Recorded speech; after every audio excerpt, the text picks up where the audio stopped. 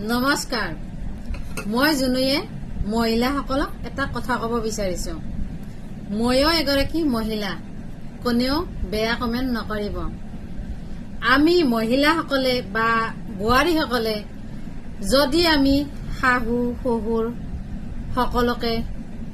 নিজৰ আপোন বুলি ভাবো শাহু শহুৰক নিজৰ মা দেউতাৰ দৰে জ্ঞান কৰো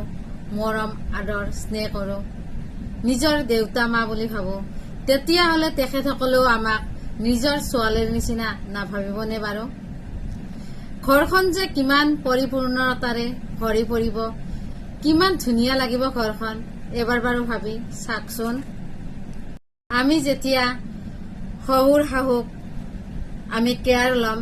তেতিয়াও নিশ্চয় আমাৰ সিহঁতৰ আমাকো আদৰ কৰিব হয়নে আৰু তেতিয়া কোনো বৃদ্ধাশ্ৰমত